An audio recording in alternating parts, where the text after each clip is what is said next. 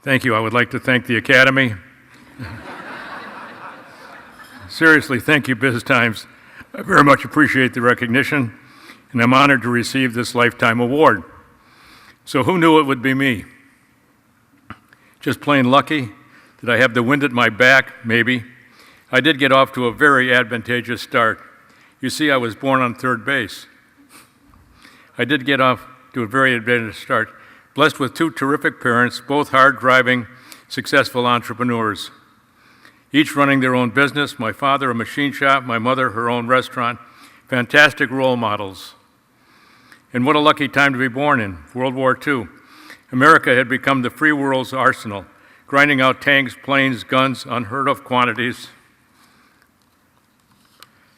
Between 1941 and 1945, the country completed and commissioned 22 aircraft carriers. Unbelievable. How did they do it? People went to work and they worked hard, damn hard. Great role models for a very impressionable kid. And again, lucky me. I had the benefit of a fabulous early education. My parents enrolled me in a private school, the Country Day School, which at that time was very exclusive, hard to get into, and very expensive. I had 15 in my class with 5 instructors, one for each subject. I don't think there's anything like it today. I didn't finish college, but was well on my way to a mechanical engineering degree at Madison when I took off what I thought would be a semester to help my dad with all the Korean War work he had taken on. I never returned. In 1956, I renamed the company and we'd started in 1951 and called it Paper Machinery Corporation. We offered machinery for the production of paper drinking cups. PMC got off to a slow start as the paper cup market was dominated by 4 companies. Household words, Dixie, Lily Tulip, Bondware, and Solo. Each made their own forming machines. They had no need of us. They certainly didn't want to see us setting up competitors. So what to do? Export. I started selling first in pre-Castro Cuba, then Venezuela, then Canada, then Europe, and eventually Japan and Asia. 40 different countries in all. PMC was recognized with a Presidential E-Star Award for exports with a presentation in the White House Rose Garden by President Ronald Reagan, a day my wife Donna and I will never forget. Our opening in the U.S. came with coffee vending machines. They were commonplace in offices and factories in the 60s. Drop a coin, get a hot drink of coffee in a paper cup. The vending companies that placed these machines felt that they were being overcharged for their paper cups and turned to us to self-manufacturing. This was good. Sales were up. It gave us an opportunity to start building our cup forming machines in quantity, lowering our costs, improving our profits. American cup manufacturers soon came to realize that the machines we were offering were far superior to their own, and they started to buy from us. First Dixie, then Lily, and finally Solo. And here comes the good part, the part where I really got lucky. I mean really, really lucky. Coffee became America's drink of choice.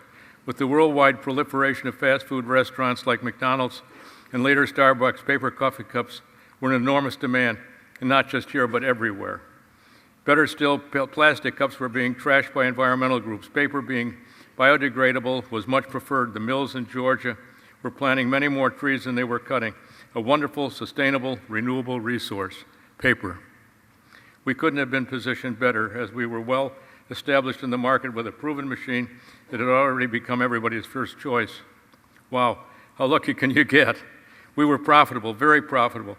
Profitable from early on, and I was always careful to reinvest most of those profits back in the company. Higher wages, bonuses, new facilities, new products, cutting-edge machine tools, whatever it took to grow the business and to stay profitable. Did I compensate myself? Damn right I did. I treated myself to the best of everything and enjoyed every minute and every dime I spent.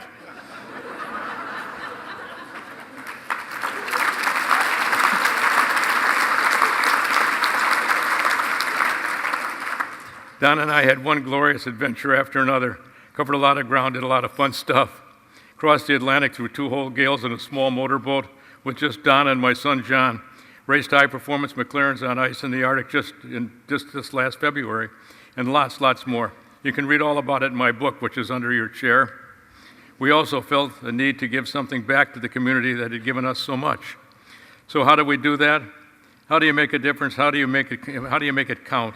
Don and I needed to focus, and we're better to contribute than to the arts, the soul of the community.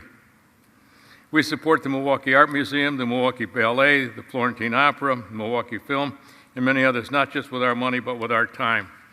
One of the proudest achievements was the time I spent leading the building committee in the construction of the Calatrava addition to the Art Museum.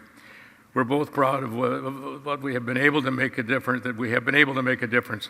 So what was next? I'm in my mid-80s, my son John in his mid-60s. We had put in over 100 years between us.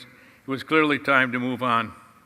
I was concerned about selling the company, as I had seen my father sell 3 businesses, all of which were moved out of state, leaving the employees high and dry. I had known all these people and I felt terrible. I didn't want to do that to our employees. They did as much to build PMC as either John or I did. They needed to be recognized and they needed to be compensated for their efforts. I wasn't going to leave them high and dry. I thought about an ESOP, an employee stock option plan, but was strongly advised against it. We were told we could get at least $100 million more in a strategic sale. Well, maybe. But the ESOP idea stuck and we persisted. The morning of May 2nd, 2016, I set up a large tent in the parking lot, hired a band, put out balloons, put up a bar, and at the end of the first shift, invited everybody, including family, friends, and the media, to hear an announcement. And with over 300 seated and all plenty damn curious, I took to the podium and dragged the suspense out as long as I possibly could, recalling the entire history of the company slowly. Finally, after running out of wind, I called John up to the podium and we informed everyone that the company had new owners. They looked concerned. We said, "Look to the person next to you. It's you." Well, the place erupted. People shouting, jumping up and down, high-fiving, bedlam. The Milwaukee Journal-Sentinel snapped the winning shot and appeared front page above the fold, not just in Milwaukee, but in papers from coast to coast, Atlanta to Seattle. A very, very proud moment for me. And now, 2 years later, I'm just as proud as the company continues to prosper under employee management. So have I been lucky? You bet I have. I had the wind at my back. So who thought it would be me? Well, certainly not me. Thank you.